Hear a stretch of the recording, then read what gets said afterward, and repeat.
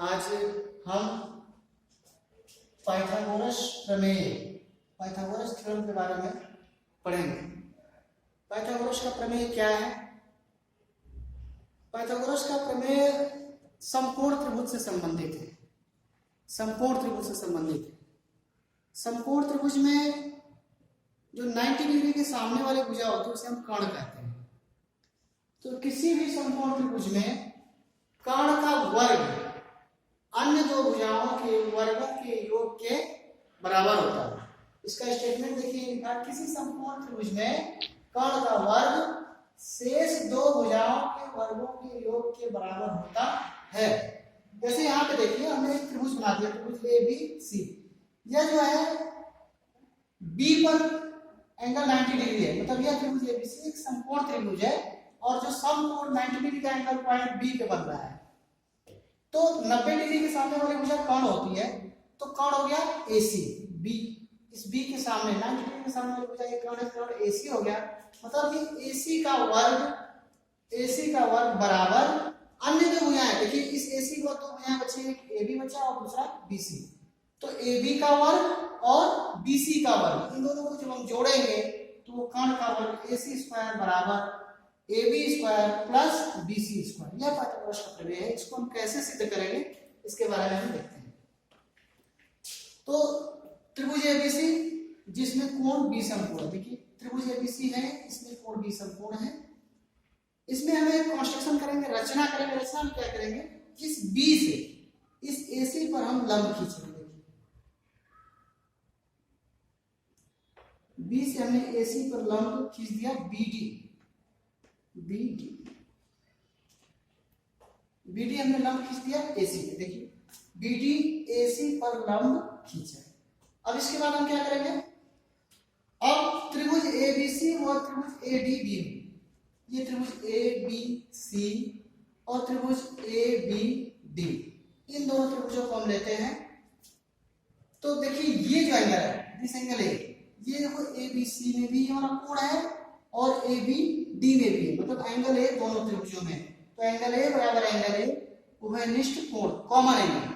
फिर त्रिभुज ABC में ये जो एंगल है एंगल B, और त्रिभुज ABD में ये एंगल D 90 डिग्री का है। Means angle ABC equal to angle ADB। त्रिभुज ABC में एंगल ABC और ADB में एंगल ADB, ये वाला कोण, और बड़े वाले त्रिभुज ABC में ये वाला कोण, दोनों 90 डिग्री के हैं, तो दोनों बराबर होंगे। Angle ABC equal to angle ADB, प्रत्येक 90 डिग्री। इसका मतलब ये हो गया कि ये दोनों त्रिभुज अब समरूप हो जाएंगे, एंगल एंगल सिमिलरिटी से, क्योंकि जब संगत कोण बराबर होते हैं त्रिभुजों के तो वो दोनों त्रिभुज समरूप होते हैं। तो एंगल एंगल समरूपता से त्रिभुज ABC समरूप त्रिभुज ADB, त्रिभुज ADB के समरूप हो गया। जब त्रिभुज दोनों त्रिभुज समरूप हो गए, जब त्रिभुज समरूप होंगे तो उनकी संगत भुजाएं समानुपाती होती हैं। तो हम देखिए ये स्टेप हमने यहाँ पे लिखा है, उसको कैसे लिखा है इसको समझने के लिए बहुत सारे बच्चे क्या करते हैं, नहीं समझ में आता है, इसको याद करते हैं इस लाइन को। तो आपको याद करने की जरूरत नहीं, इसको कैसे लिखा है हम लिख के बता रहे हैं। ये त्रिभुज ABC और ये त्रिभुज ADB, ये दोनों त्रिभुज समरूप है, सिमिलर है। देखिए त्रिभुज ABC सिमिलर ट्रायंगल ADB, दोनों में एंगल A आ रहा है यहाँ पे, ठीक है। देखिए एंगल दोनों में कॉमन था ना, दोनों त्रिभुजों को हमने दिखाया था, उसमें ये कॉमन था, तो इसको हमने छोड़ दिया है, इसको इस A को हम छोड़ देंगे। अब देखिए B आ रहा है, इस त्रिभुज ABC में ये B आ रहा है, तो B के सामने वाली भुजा क्या है, AC, तो हम लिखेंगे AC कि बटे यहाँ पे क्या त्रिभुज ADB में D आ रहा है, तो देखिए D के सामने वाली भुजा क्या है, AB, तो हम लिखेंगे AB बराबर, फिर B का हमने ले लिया, अब C की बात आएगी, B को हम अब C की बात आएगी। इसमें ABC में C के सामने वाली भुजा है AB, तो हम लिखेंगे AB अपॉन, अब देखिए ये D का उसका B बचा यहाँ पे, त्रिभुज ADB में ये B है, B के सामने वाली भुजा क्या है, AD अपॉन AB, तो AC upon AB equal to AB upon AD। जब ये त्रिभुज ABC और त्रिभुज ADB समरूप है तो देखिए AC upon AB equal to AB upon AD। यही हमने आपको बताया कि कैसे लिखा गया है, क्योंकि जब त्रिभुज समरूप होंगे तो उनकी संगत भुजाएं समानुपाती होंगी, उसका यूज करके हमने ये लाइन लिखी है।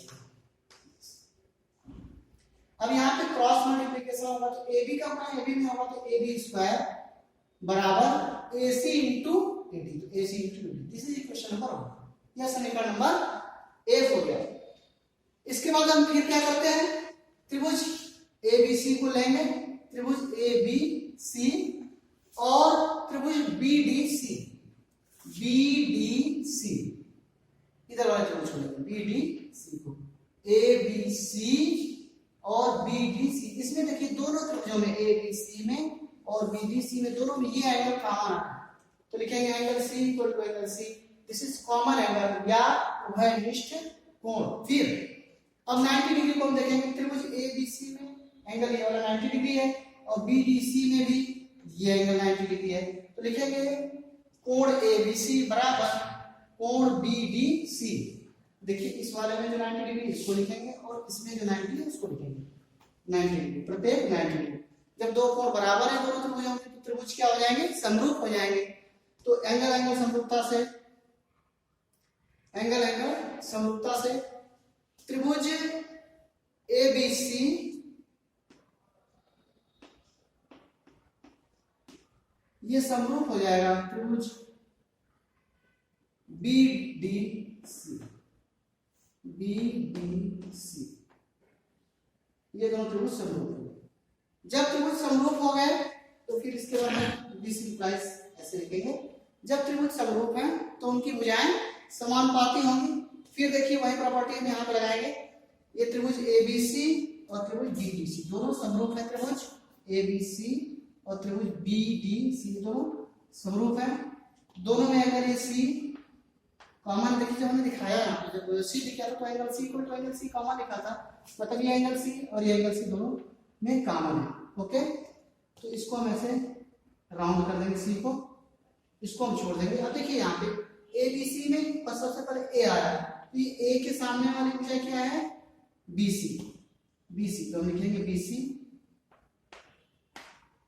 बटे, अब देखिए बी डी सी में सबसे पहले क्या ए कॉमन कर दिया, अब यहाँ पे बी डी सी में बी आ रहा है तो बी है, बी के सामने वाली भुजा डी सी, बी सी बराबर, अब ये क्या है बी, त्रिभुज ए बी सी में बी, ये बी कोण बी है, बी के सामने वाली भुजा ए सी अपॉन, अब ये बी, ये भी कर लिया हमने, इसमें बी कर लिया था, इसमें डी, इसमें डी बचा, डी के सामने वाली भुजा बी सी, तो हमने बी सी। ओके, तो जब त्रिभुज समरूप है तो ये बी सी अपॉन संगत भुजाएं समानुपाती होंगी, उस प्रॉपर्टी का यूज करेंगे कि B C upon D C equal to A C upon B C. ये कैसे लिखा जाएगा यहाँ पे अपने आप को एक्सप्लेन करते हैं, ये रफ वर्क है, एक्चुअली ये रफ वर्क है, लेकिन कैसे ये लाइन कैसे आएगी आपको समझ में आना चाहिए। फिर ये क्रॉस मल्टीप्लिकेशन बीसी का गुणा बीसी में, तो बीसी स्क्वायर बराबर एसी इंटू बीसी, ये लिख लिया, ये समीकरण नंबर 2 हो गया। फिर समीकरण 1 और समीकरण 2 को हम प्लस कर देंगे, जोड़ देंगे समीकरण 1 प्लस समीकरण 2 से। तो देखिए समीकरण 1 में ए बी स्क्वायर है और समीकरण 2 में बी सी स्क्वायर, तो लेफ्ट हैंड साइड में A B square plus B C square बराबर राइट हैंड साइड में क्या है, A C into A D plus A C into D C, ये हमने लिख दिया। फिर A B square plus B C square बराबर ए सी, देखिए यहां पे भी ए सी है और यहां पे भी ए सी, दोनों में कॉमन है तो ए सी कॉमन ले लिया, फिर ब्रैकेट में यहां पे बचेगा A D plus D C. अब फिगर में देखिए A D plus D C, ये ए डी है और ये डी सी है, इतना डी सी और ये डी, दोनों को जोड़ेंगे तो क्या हो जाएगा डी सी। तो यहाँ पे ए सी इंटू और इसको हम ए सी लिख देंगे, A C into A C that is equal to A C square. इसका मतलब ए सी स्क्वायर बराबर A B square plus B C square, यहाँ पे हमने लिख लिया।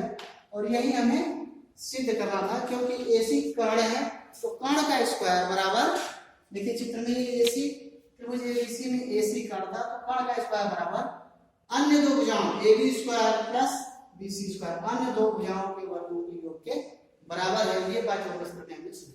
बहुत बहुत